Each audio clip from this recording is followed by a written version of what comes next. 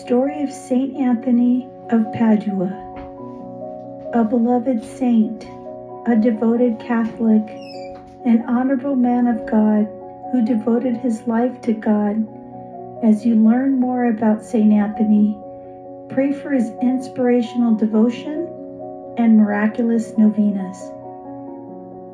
Let's understand why we have given Saint Anthony the patronage of missing items and so many others. Let us look into his incredible story for inspiration. Saint Anthony was born in 1195, shortly after Saint Francis of Assisi in Lisbon. As a child, he found solace in reading the Bible. At the age of 15, Fernando entered the religious order of Saint Augustine.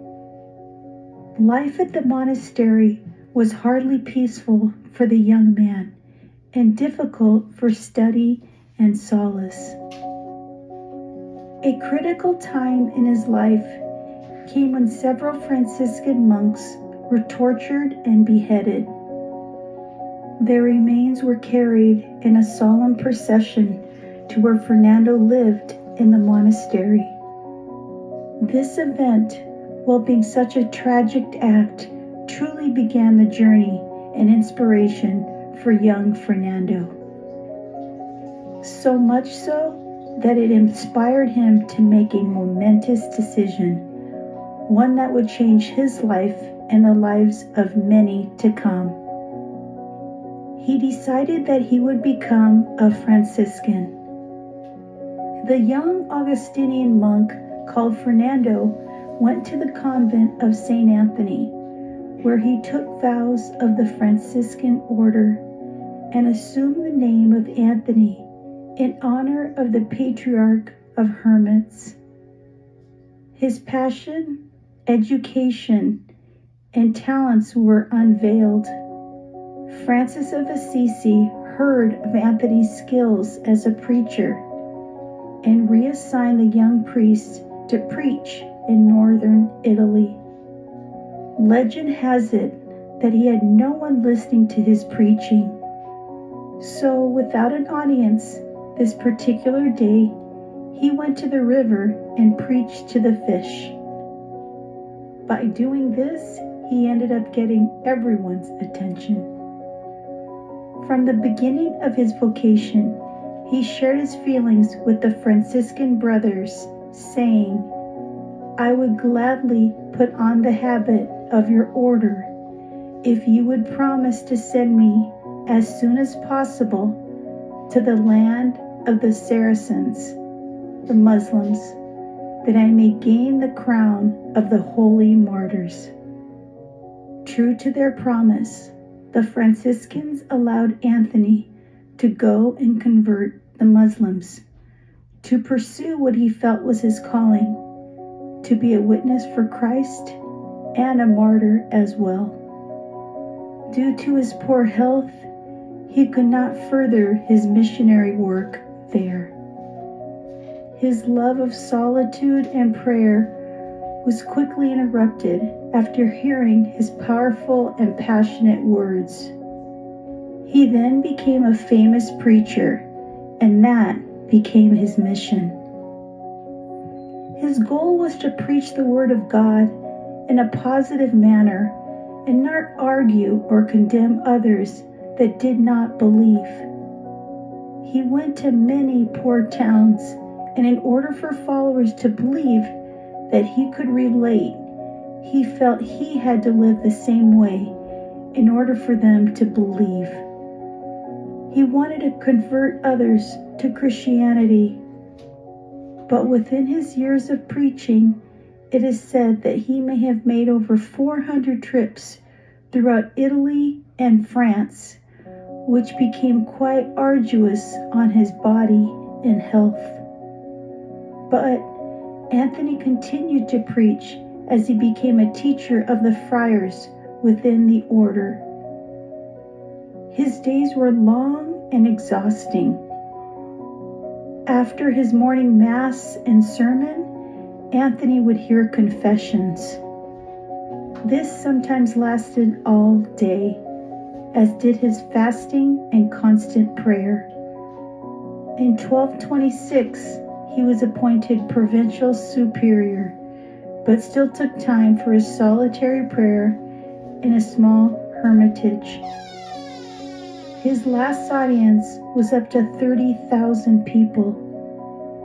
A bodyguard was needed to protect him from the people armed with scissors who wanted to snip off a piece of his habit as a relic.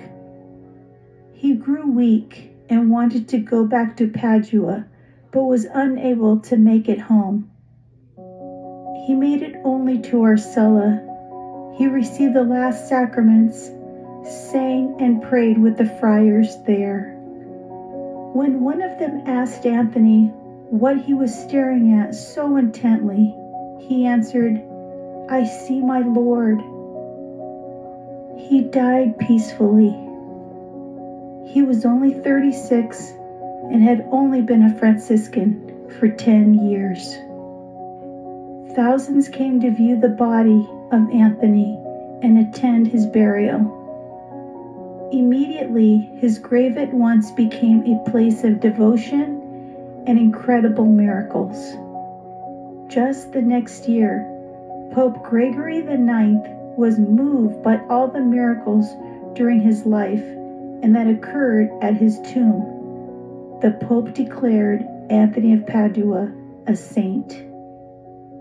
In 1946, Pope Pius XII officially declared St. Anthony a doctor of the Church. So why is St. Anthony known for finding lost or missing items or property? It's related to an incident that happened in his own life. Legend has it he had a favorite book of Psalms that he treasured. The book was hand-printed, which included his own personal notes and the comments he had made in it, which assisted him in teaching in the Franciscan order. It is said that a novice leaving the community had stolen St. Anthony's treasure. Anthony prayed for the return of his treasured possession. Soon after, the novice returned the book and sought Anthony's forgiveness, which was given. St. Anthony is also known as the guardian of the mail, resulting from another incident in his life. St. Anthony sought solitude and time for reflection, yet he was such a popular orator he rarely got time to rest. He honorably wrote to his superior for permission for relief and solace for personal reflection. St. Anthony heard no response, so he continued with his responsibilities. Unfortunately, it was due to the non-mailing of his letter. Thus, one of the many stories in praying for the importance of handling mail. Novenas to St. Anthony are celebrated in many churches and shrines around the world. Many begin on Tuesdays, as Tuesday was the day Anthony was buried and the miracles at his tomb began. Stories say that the beginning of novenas are linked to a story of a childless couple. After many years praying for a child, the wife took her troubles to St. Anthony.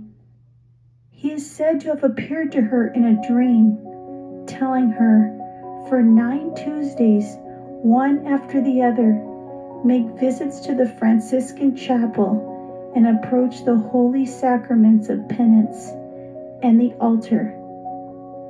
Then pray, and what you ask you shall obtain. The couple miraculously had their prayers answered and had a child. Many images of St. Anthony show him with lilies. In many places, lilies are blessed and distributed on the feast of St. Anthony. The lily is meant to remind us of St. Anthony's purity and our own need to pray for the grace of purity in times of temptation. Many stories exist as to St. Anthony cradling the Christ child. In most, it is said, St. Anthony had traveled to a local hermitage to spend time in prayer. One night, while deep in prayer, Jesus appeared to him as a child. The room filled with light and laughter as St. Anthony held the Christ child in his arms. As the story is told, the owner of the hermitage, upon seeing the light, came to investigate, only to behold St. Anthony and the Christ child. When the vision ended, St. Anthony realized the owner was kneeling at the door and begged him not to share the story until after Anthony's death. The gifts of St. Anthony continue also as a patron saint of the poor, of sailors and fishermen, of priests and travelers, a protector and guardian of the males, hermitage, and wonder worker. What a miraculous and inspirational life for all of us to admire and follow. St. Anthony of Padua is known as one of the Catholic Church's most popular and honored saints ever.